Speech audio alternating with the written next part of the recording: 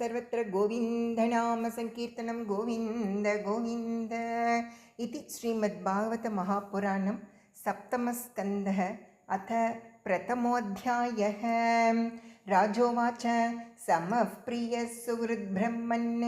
भूतानां भगवान् स्वयम् इन्द्रस्यार्ते कथं दैत्यान् अवदीद्विषमो यथा न यस्यार्थः सुरगणैः साक्षान् निःश्रेयसात्मनः नैवासुरेभ्यो विद्वेषो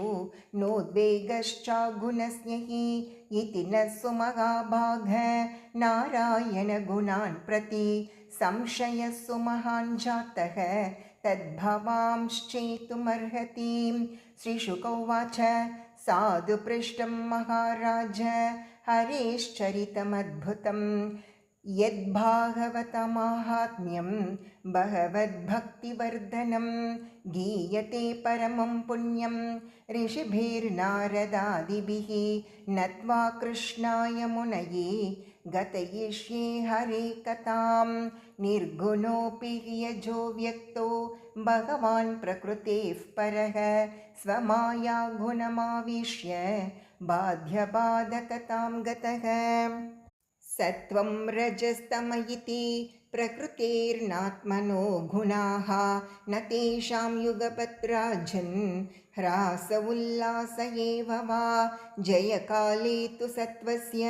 देवर्षीन् रजसोऽसुरान् तमसो यक्षरक्षांसि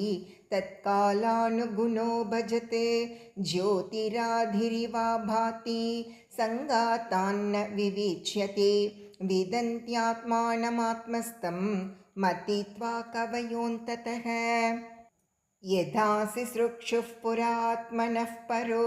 रजसृजत्येष पृथक् स्वमायया सत्वं विचित्रासुरिरं सुरीश्वरः शयिष्यमानस्तमयीरयत्यसौ कालं चरन्तं सृजतीशाश्रयं प्रधानपुंभ्यां नरदेव सत्यकृते य एष राजन्नपि कालयीशिता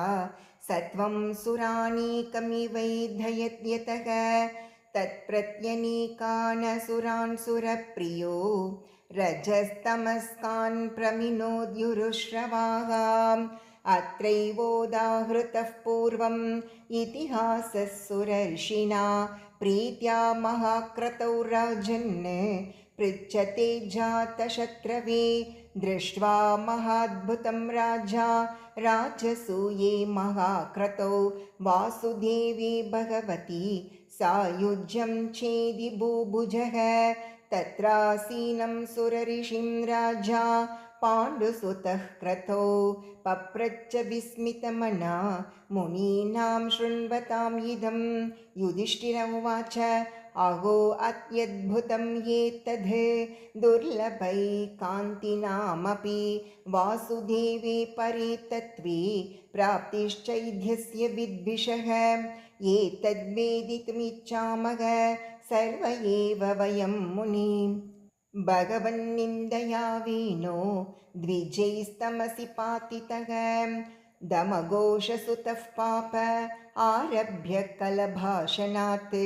सम्प्रत्यमर्षि गोविन्दे दन्तवक्त्रश्च दुर्मतिः सपतो रसकृद्विष्णुं यद्ब्रह्म परमव्ययं श्वित्रो नाजतो जिह्वायां नान्धं विविशतु स्तमः कथं तस्मिन् भगवती दुरवग्राहधामनि पश्यतां सर्वलोकानां लयं येयतुरञ्जसाम् एतद्भ्राम्यति मे बुद्धिः दीपार्चिरिव वायुना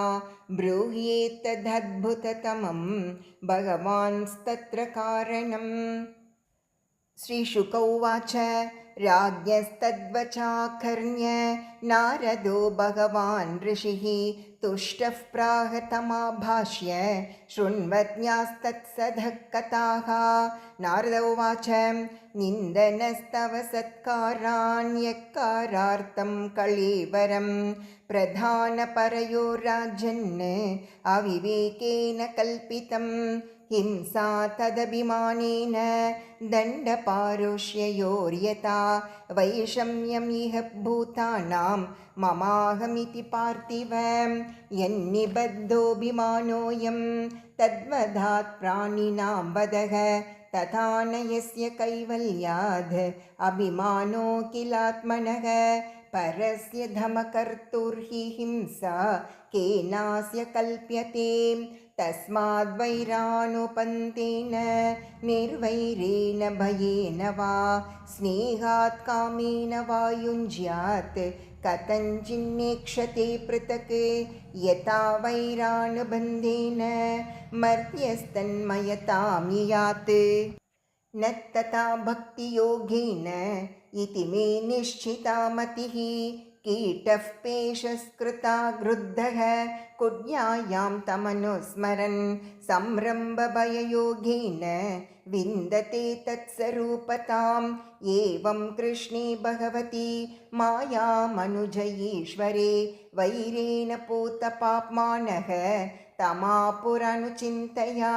कामाद्वेषाद् भयात् स्नेहाद् यथा भक्त्येश्वरी मनः आवेश्य तदघं गीत्वा बहवस्तद्गतिं गताः गोभ्यः कामाद् भयात् कंसो द्वेषात् चैध्यादयो नृपाः सम्बन्धाद् वृष्णयः स्नेहाद् यूयं भक्त्या वयं विभो कथमोऽपि नवेन स्यात् पञ्चानां पुरुषं प्रति तस्मात् केनाप्युपायेन मनः कृष्णे निवेशयेत् मातृश्वसेयो वश्चैध्यो दन्तवक्त्रश्च पाण्डव पार्षदप्रवरो विष्णोः विप्रशापात् पदाच्युतौ युधिष्ठिर उवाच कीदृशः कस्य वा शापो हरिदासाभिमर्शनः अश्रद्धेय इव भाति हरेर्येकान्तिनां भवः देहेन्द्रियासुहीनानां वैकुण्ठपुरवासिनां देहसम्बन्धसम्बद्धं ये तथा ज्ञातुमर्हसि नारद उवाच एकदा ब्रह्मणः पुत्रा विष्णोर्लोकं यदृच्छया सनन्दनादयो जग्मुः चरन्तो भुवनत्रयं पञ्चषड्ढायनार्भाभाः पूर्वेषामपि पूर्वजाः दिग्वाससः शिशून्मत्वा द्वास्तौ तान् प्रत्यदेशताम् अशपन् कुपिता एवं युवां वासं न चार्हतः रजस्तमोभ्यां रहिते पादमूले मधुद्विषः पापिष्टमासुरीं योनिं बालिशौ यातमाश्वतः एवं शप्तौ स्वभवनात् पतन्तौ तैः कृपालुभिः प्रोक्तौ पुनर्जन्मपिर्वां त्रिपिर्लोकाय कल्पतां जज्ञाते तौ धितेः पुत्रो दैत्यदानववन्दितो हिरण्यकशिपुर्ज्येष्ठो हिरण्याक्षोऽनुजस्ततः हतो हिरण्यकशिपुर्हरिणा सिंहरूपिणा हिरण्याक्षोद्धरोद्धारी बिभ्रतासौ वपुः हिरण्यकशिपुर्पुत्रं प्रह्लादं केशवप्रियं जिगांसुरकरोन्नाना यातना मृत्युहेतवे सर्वभूतात्मभूतं तं प्रशान्तं समदर्शनं भगवत्तेजसा स्पृष्टं नाशक्नुद्धन्तुमुद्यमैः ततस्तौ राक्षसौ जातौ केशिन्यां विश्रवसुतौ रावणः कुम्भकर्णश्च सर्वलोकोपतापनौ तत्रापि राघवो भूत्वा न्यगनच्चापमुक्तये रामवीर्यं श्रोष्यसि त्वं मार्कण्डेयमुखात् प्रभो तावेव क्षत्रियौ जातौ मातृष्वस्रात्मजौ तव अधुना शापनिर्मुक्तौ कृष्णचक्रहतां हसौ वैरानुबन्धतीव्रेण ध्यानेनाच्युतसात्मतां नीतौ पुनर्हरेः पार्श्वं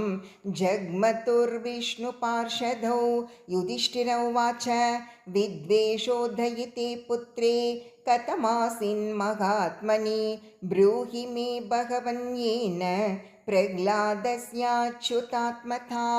ॐ इति श्रीमद्भागवते महापुराणे पारमहंस्यां संहितायां सप्तमस्कन्धे प्रह्लादचरित उपक्रमे प्रथमोऽध्यायः। ॐ नमो भगवते वासुदेवाय।